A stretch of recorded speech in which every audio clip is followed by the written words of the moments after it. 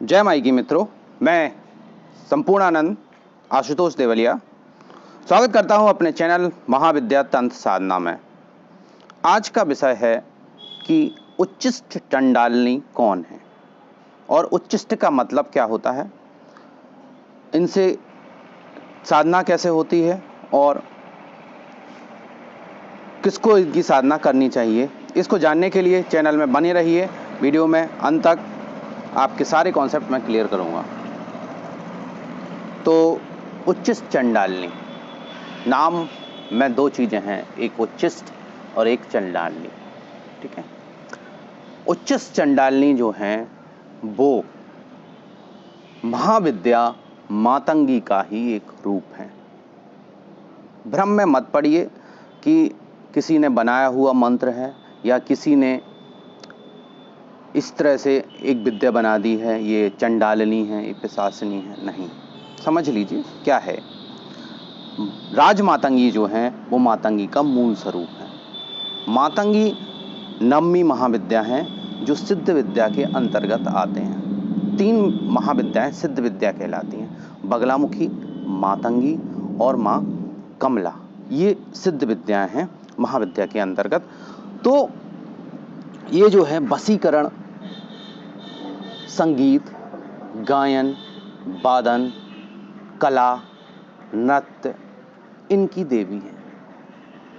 तो मातंगी जो हैं इनकी सेविकाएं बहुत ही, जितने आप सोचते हैं अप्सराएं हैं, जितनी अप्सराएं हैं जो इनके चक्र में हैं, इनकी सेवा में हैं, जितनी किन्नरियां हैं जो इनकी सेवा में हैं, साथ ही साथ पिचासनियां, इसीलिए इनका एक नाम महापिचासनी है और इसीलिए इनका नाम चंडालिनी है। अब उच्चिष्ट का क्या मतलब है? उच्चिष्ट का मतलब है जूठा, जूठन। अब इनका जूठन से क्या लेना देना है वो समझ लीजिए।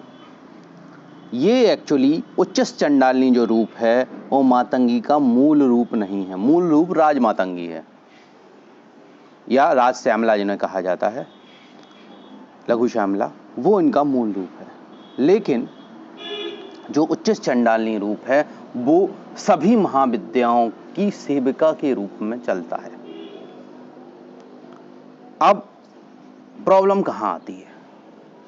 मातंगी, ना तो मातंगी किसी भी महाविद्या, हमने एक पहले वीडियो बना चुके हैं हम कि महाविद्या की साधना जो है बिना गुरुमुखी परंपरा के नहीं करना चाहिए। गलती यही होती है, आप उच्चिष्ट चंडालिनी को सरस्वती समझ के, उच्चिष्ट चंडालिनी को मातंगी समझ लेते हैं, फिर मातंगी को सरस्वती समझ लेते हैं और सरस्वती समझ के आपने तो भैया बिल्कुल वो कॉन्सेप्ट मान लिया कि पुत्र को पुत्र हो सकता है, माता को माता नहीं होती है, और आप तंत्र साधना करने चले गए। विशुद्ध समसानिक साधना है ये। उच्चिष्ट चंडालिनी जो है उच्चिष्ट पर ही चलती हैं, इनका भोग तामसिक है।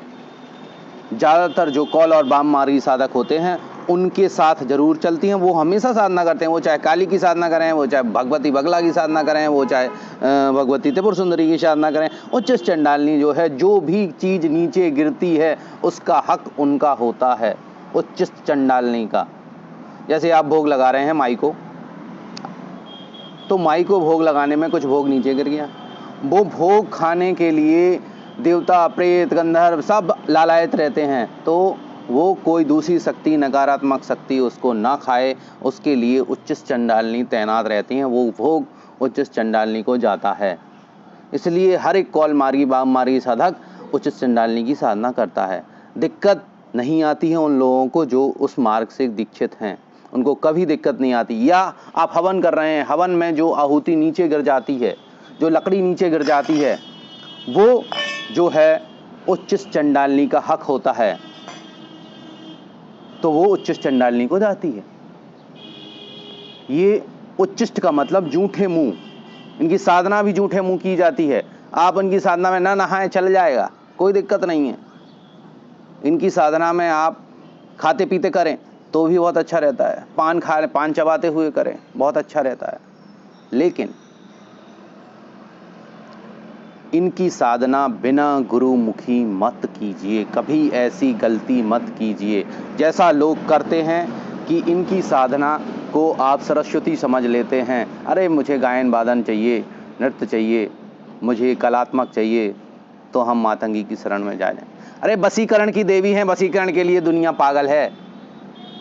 आधे तांत्रिक वशीकरण के लिए पागल हैं, आधी जनता वशीकरण के लिए पागल है। अगर इतनी सरल होती तो चाहे जो कोई वशीकरण कर लेता। समझिए इस चीज को। कठिनाई कहाँ है? कठिनाई यही है कि जो विद्या वशीकरण की विद्या है, जो विद्या आकर्षण पैदा करती है, जो विद्या समूह को वशीकरण कर लेती है, जो किसी भी व्यक्ति को वशीकरण कर सकती है, वो विद्या सरल नहीं होगी। उनके साथ जो सेना चलती है वो सब रक्त पिपासु पिचासनियां हैं। समझ लीजिए, उच्च चंडालिनी की तुमने साधना करी और पिचासनियां आई, क्योंकि वो महापिचासनी हैं। तो गलती उच्च चंडालिनी की नहीं है, गलती तुम्हारी है, क्योंकि तुमने बिना परंपरा के अनऑथराइज प्रवेश किया है। आपके पास उस साधना करने की अथॉरिटी ही नहीं है, और जिस यूट्यूबर से आप वो साधना ले रहे हैं उसके पास देने की अथॉरिटी नहीं है। जो आदमी इसके देने की अथॉरिटी रखता है वो आपको देगा ही नहीं। समझे? एक एग्जाम्पल है हमारे पास, किसी साउथ के एक गुरुजी हैं, उन्होंने सुनाया था कि एक साउथ के साधक थे, उच्च चंडालिनी के साधक थे। उनके पास उच्च चंडालिनी थी, तो उनका पता चल गया। किसको? ये गुरुजी उनके नीचे ऊपर रहते थे किराए से, तो उनके मकान मालिक को उनका पता चल गया कि ये उच्च चंडालिनी के साधक हैं या उनके आसपास रहते थे। तो वो उन साधक के पास गए कि भाई मैं मातंगी की दीक्षा चाहता हूँ, उच्च चंडालिनी। बोले अच्छा दीक्षा चाहिए, चलो आ जाना कल 12 बजे। भाई उन्होंने 12 बजे बुलाया, वो 12 बजे चले गए। 12 बजे गए, बोले क्या तुम आ गए? हमने 12 बजे कह दिया तुम आ गए, कल आना 1 बजे। तो कल आए, 1:10 हो गए। बोले आज तो 1:10 हो गए, भागो। उन्होंने फिर भगा दिया। फिर ऐसे उन्होंने कहा फिर 15 दिन बाद आना, रात को 12 बजे। तो रात को 12 बजे आ गए। इस तरह से उन्होंने उन्हें 3 साल घुमाया, और वो 3 साल घूमते रहे। 3 साल वो समय बताते थे और उन्हें भगा देते थे। जब 3 साल हो गए और उन्होंने देख लिया कि नहीं ये तो लेके ही रहेगा, तब उन्होंने उन्हें मंत्र दिया, उच्चिष्ट मातंगी या उच्चिष्ट चंडालिनी का। तो क्या हुआ, आज वो आदमी, नाम नहीं बताऊंगा मैं किसकी चर्चा हो रही, वो आदमी बहुत बड़ा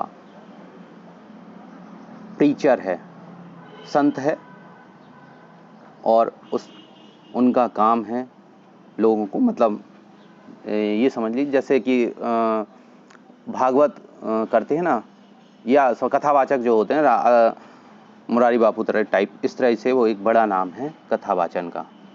साउथ में उनका बहुत नाम है, केवल उच्चिष्ट मातंगी की वजह से या उच्चिष्ट चंडालिनी की मंत्र की वजह से। तो ऐसे कोई देगा भी नहीं। आप जैसा समझते हैं यूट्यूब से उठा के हमने मंत्र कर लिया और हम वशीकरण कर लेंगे और हम गायन वादन नृत्य या किसी कला में निपुण हो जाएंगे या समूह वशीकरण कर लेंगे, तो इसकी संभावना नहीं है।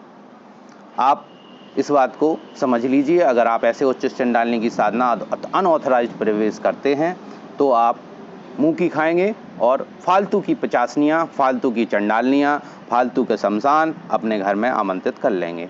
इसलिए इन सब चीज़ों से बचिए। और उच्चिष्ट चंडालिनी या मातंगी की साधना बिना गुरु के निर्देश में नहीं होती है। गुरु भी जो सिस्टमेटिक रूप से कौलिया वामनार्ग में दीक्षित हो, उसी से इनकी साधना का मार्गदर्शन आप ले सकते हैं। मातंगी की जो है कई रूप हैं, 16-17 रूपों में मातंगी पूजित है। हम एक बार आपको बता दे रहे हैं। मातंगी का जो है एक रूप है सुमुखी मातंगी, दूसरा रूप है लघु श्यामा, तीसरा रूप है उच्चिष्ट चंडालिनी, चौथा रूप है उच्चिष्ट मातंगी, पांचवा रूप है राज मातंगी जो मूल रूप है, कर्ण मातंगी, ये और भी छोटी सेविका हैं कर्ण मातंगी, ये कान में बताने का काम करती हैं, और जैसे कि कर्ण पिचासनी होती है वैसे ही हैं, लेकिन कर्ण पिचासनी से उच्च हैं।